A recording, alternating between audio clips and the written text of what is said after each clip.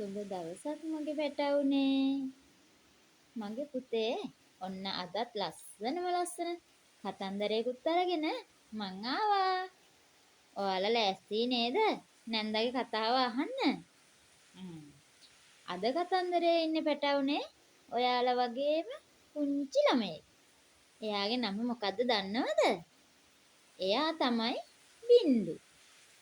මේ පුංචි බින්දුගේ ගේ තියෙන්නේ පුතේ කැලෑවක් අද්දර. ඉතින් පුතේ මේ බින්දු හරිම ආසයි සමනලුන්ට. එයාගේ ගෙදර බින්දුගේ අම්මා පුතේ ලස්සන මල් වවලා. ඉතින් මේ මල් වත්තට හරිම ලස්සන සමනල්ලු එනවා. ඉතින් පුංචි බින්දුගේ වැඩේ දවසම අර සමනල්ලු පස්සේ ඇවිද ඉන්නවා. ඔයාලත් සමනලුන්ට ආසයි නේද පුතේ? ඉතින් පුතේ දවසක් බින්දුගේ මිදුලට ආවා ලස්සන ලොකු සමනලයෙක්. ඒ සමනලයා දැක්කම බින්දුවට හරි ආස හිතුණා. ඒ නිසා එයා ඒ ලොකු සමනලයා යන මල ගාවට පස්සෙන් ගියා. සමනලයාත් මල් පැණි බිබී ටික අර ගේ ළඟ තියෙන මා කැලෑව ඇතුළටම පියඹ ගියා. බින්දුත් පුතේ දන්නේම නැතුව සමනලයා පස්සෙන් කැලෑව ඇතුළටම ගියා.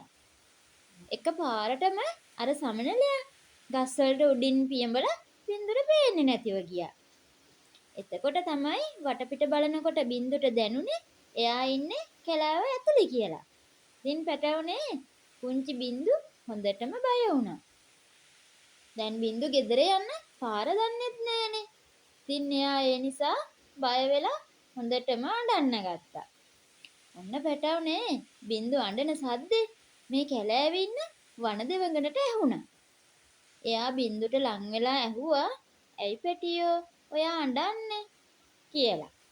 එතකොට පුංචි බින්දු කිව්වා "අනේ මං කැලේ අතරමං වෙලා මං ගෙදර යන්න ඕන.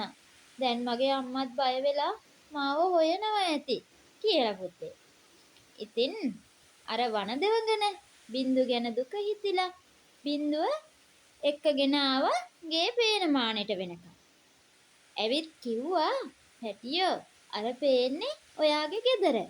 හරිස්සමට ගෙදර යන්න. ආයෙත් දෙයක් කරනකොට වටපිටාව ගැනත් විමසිල්ලෙන් ඉන්න" කියලා. ඉතින් පුතේ මේ පුංචි බින්දු හරිම සතුටින් වනදෙවඟනට ස්තුති කරලා ගෙදරට දුවලා ගියා. දැක්ක නේද මගේ පැටවුනේ? බින්දුට වුණ දේ.